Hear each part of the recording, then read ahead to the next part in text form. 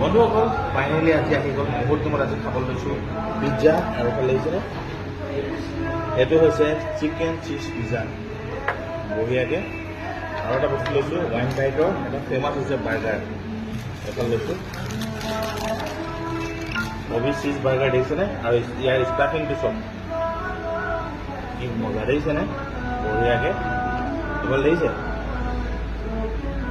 তো বলক প্ৰথমে ষ্টাৰ্ট কৰোঁ বাৰ্গাৰৰ পৰা